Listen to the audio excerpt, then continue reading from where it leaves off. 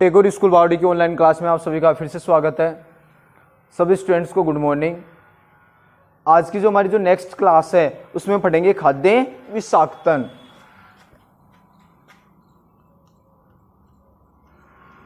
खाद्य विषाक्तन, food poisoning बोलते हैं जिसे, इसके बारे में अध्ययन करेंगे। जैसे मान लो कभी कभी हम समाचार पढ़ते हैं, जो पत्रिका हम पढ़ते हैं, या मान लो कभी टेलीविज़न देखते हैं, उसमें कभी समाचार आ जाता है कि जैसे मान लो विषाक्त खाना खाने से इतने लोग क्या हो गए, बीमार हो गए। ठीक है, उसका कारण क्या है? खाद्य विषाक्तन, यानी उस भोजन में जो कुछ प्रकार के जो सूक्ष्म जीव होते हैं क्या कर देते हैं, समदूषित कर देते हैं। यानी उस भोजन में उपस्थित सूक्ष्म जीवों द्वारा उस भोजन को समदूषित कर दिया जाता है, और उस समदूषित भोजन का उपयोग करने से खाद्य विषाक्तन उत्पन्न हो जाता है। उस स्थिति में या तो रोगी हो सकता है व्यक्ति, यानी व्यक्ति क्या हो सकता है, बीमार हो सकता है भयंकर रूप से, या फिर उसके क्या हो सकती है, मृत्यु भी हो सकती है। तो खाद्य विषाक्तन किसे कहते हैं कि प्रदूषित यानी समदूषित भोजन, सूक्ष्म जीवों द्वारा समदूषित जो भोजन होता है उनके करने से क्या हो जाता है, खाद्य विषाक्तन उत्पन्न हो जाता है। सूक्ष्म जीवों द्वारा समदूषित भोजन करने से खाद्य विषाक्तन उत्पन्न हो जाता है। ठीक है ना। अब देखो जैसे हम बात करें, ये तो हो गया खाद्य विषाक्तन के बारे में। समदूषित भोजन वो क्या कहलाता है, खाद्य विषाक्तन कहलाता है। उसका यदि हम उपयोग कर ले, अब ये होता कैसे है कि हमारे भोजन में उपस्थित जो सूक्ष्म जीव होते हैं, हमारे भोजन में उपस्थित सूक्ष्म जीवों द्वारा क्या कर दिए जाते हैं, विषैले पदार्थ उत्पन्न किए जाते हैं। किस प्रकार के पदार्थ उत्पन्न किए जाते हैं? विषैले पदार्थ। ठीक है ना। हमारे भोजन में हम बात करें, जो उपस्थित जो हमारे भोजन में जो क्या रहते हैं, सूक्ष्म जीव होते हैं, उनके द्वारा विषैले पदार्थ क्या किए जाते हैं, उत्पन्न किए जाते हैं। ये विषैले जो पदार्थ होते हैं वो भोजन को क्या कर देते हैं, विषाक्त कर देते हैं। यानी समदूषित करने के पश्चात भोजन क्या कर देते हैं, विषाक्त कर देते हैं। विष यानी क्या होता है, जहर, यानी इसमें क्या कर देता है, जहरीलापन उत्पन्न कर देते हैं। और इस विषाक्त भोजन का यदि उपयोग कर लिया जाता है तो क्या हो जाता है, भयंकर रोगी हो जाते हैं, भयंकर रोगी हो जाते हैं, या फिर उसकी क्या हो सकती है, मृत्यु भी हो सकती है। इसलिए हमें क्या करना चाहिए, समदूषित भोजन का उपयोग नहीं करना चाहिए। समदूषित जो भोजन होता है उसके उपयोग से क्या करना चाहिए, बचना चाहिए। अब देखो जैसे हम बात करेंगे जैसे हम बात कर रहे हैं कि वर्षा ऋतु का जो मौसम होता है, स्पेशली हम बात करते हैं, उस स्थिति में भोजन के समदूषित होने की संभावना थोड़ी अधिक हो जाती है, क्योंकि वातावरण में किसकी मात्रा ज्यादा होती है, नमी की मात्रा अधिक होती है। यदि मान लो हम ब्रेड का टुकड़ा रख देते हैं, उस पर भी क्या आ जाते हैं, कवक आ जाते हैं, और उसका जो स्वाद होता है, कलर होता है, रंग जो हम बात करें, सब कुछ उसका क्या हो जाता है, बदल जाता है, क्योंकि वह क्या हो जाता है, समदूषित हो जाता है। या अन्य जो खाद्य पदार्थ होते हैं वो भी वर्षा ऋतु में क्या हो जाते हैं, जल्दी ही खराब हो जाते हैं, क्योंकि नमी की मात्रा ज्यादा पाई जाती है, और जो नमी होती है वह सूक्ष्म जीवों की वृद्धि के लिए ज्यादा आवश्यक होती है। यानी नमी में जो सूक्ष्म जीव होते हैं वो तेजी से या अधिकता से क्या करते हैं, वृद्धि करते हैं, यानी अपनी संख्या में बढ़ोतरी कर लेते हैं। ठीक है ना। इसीलिए देखो जैसे हम बात करें कि जो खाद्य पदार्थ होते हैं उनको नमी वाली जगह पर कभी भी खुला नहीं रखना चाहिए, नहीं तो शीघ्रता से खराब हो जाते हैं। छोटा सा उदाहरण की हम बात करें, कोई बिस्किट का टुकड़ा होता है या ब्रेड है, उसको यदि मान लो हम खुले में रख देते हैं, ठीक है ना, तो जल्दी से क्या हो जाता है, खराब हो जाता है। वो एकदम क्या हो जाता है, उसमें नमी आ जाती है, उसका स्वाद भी बदल जाता है। उसका कारण क्या है कि उसमें जो सूक्ष्म जीव है वो वृद्धि कर रहे हैं, हानिकारक सूक्ष्म जीव उसको क्या कर रहे हैं, समदूषित कर रहे हैं, तो वो स्वास्थ्य के लिए क्या हो सकता है, हानिकारक हो सकता है।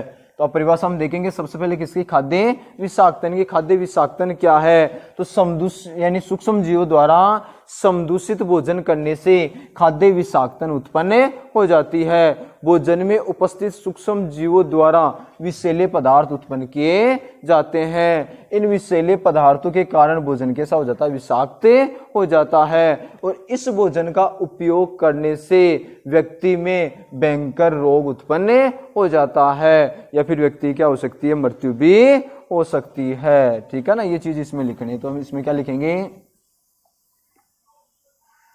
इसमें क्या लिखना है कि सूक्ष्म जीवों द्वारा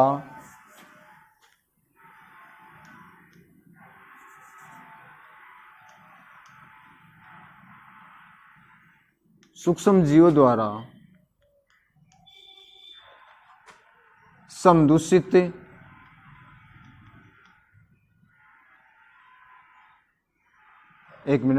सूक्ष्म जीवों द्वारा क्या लिखेंगे?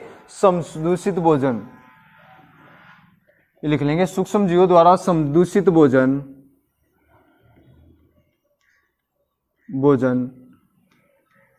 करने से खाद्य विषाक्तन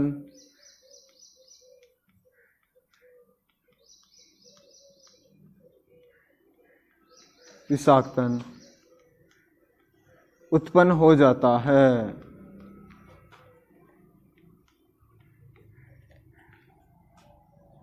उत्पन्न हो जाता है।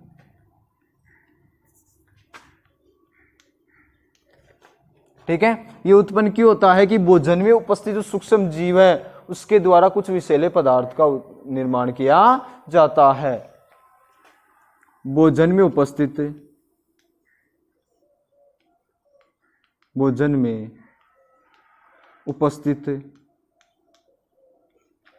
सूक्ष्म जीवों द्वारा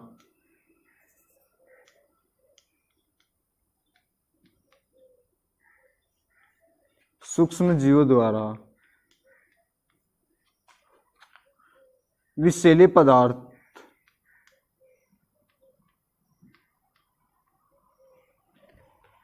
पदार्थ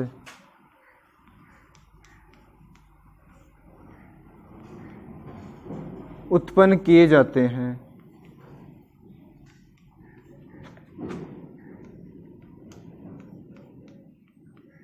विषैले पदार्थ क्या किए जाते हैं? उत्पन्न करते हैं। ठीक है ना।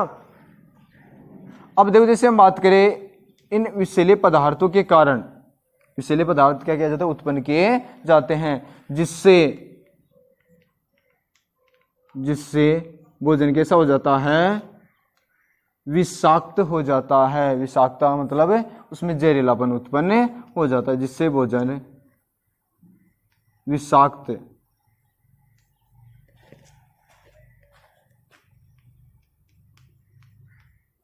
विषाक्त हो जाता है।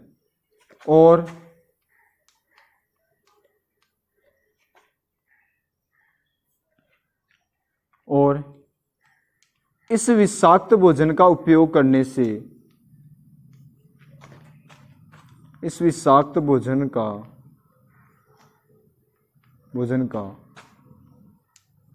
उपयोग करने से व्यक्ति भयंकर रोगी हो सकता है।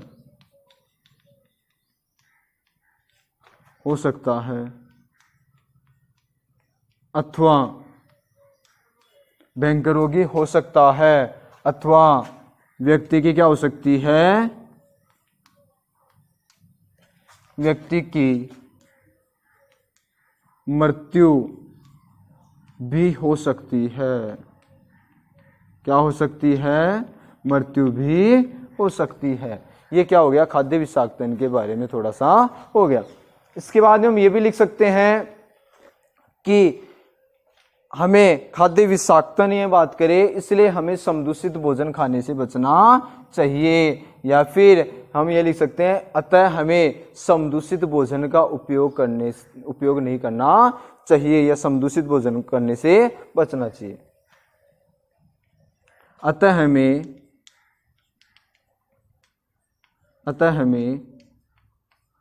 समदूषित भोजन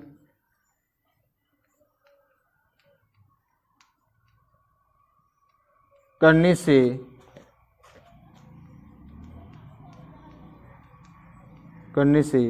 बचना चाहिए।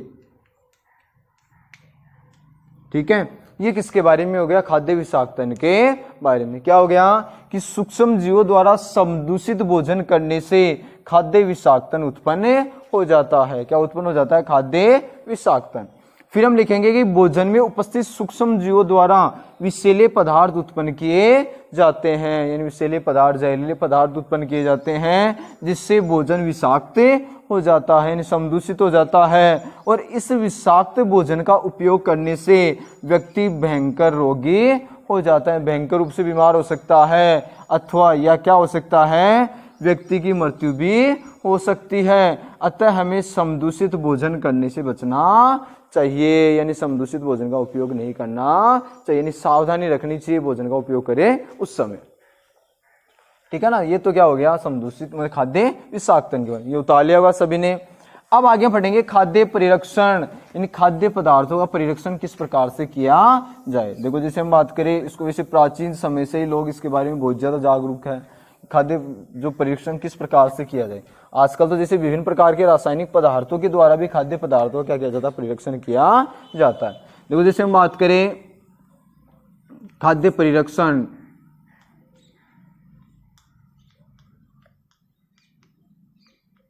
इसकी देखो जैसे हम बात करते हैं कि कोई भी जो खाद्य पदार्थ होता है वो सूक्ष्म जीवों के कारण क्या हो सकता है, समदूषित हो जाता है। फॉर एग्जाम्पल की हम बात करें, किसी कवक है उसको नमी वाले स्थान पर यदि मतलब कवक क्या, ब्रेड का जो टुकड़ा है, ब्रेड है, उसको नमी वाले स्थान पर यदि खुला रख दिया जाता है तो उस स्थिति में जो ब्रेड होता है वह क्या हो जाता है, उस पर कवक का निर्माण होना प्रारंभ हो जाता है और उस ब्रेड को क्या कर दिया जाता है, समदूषित कर दिया जाता है। किसके द्वारा, कवकों के द्वारा।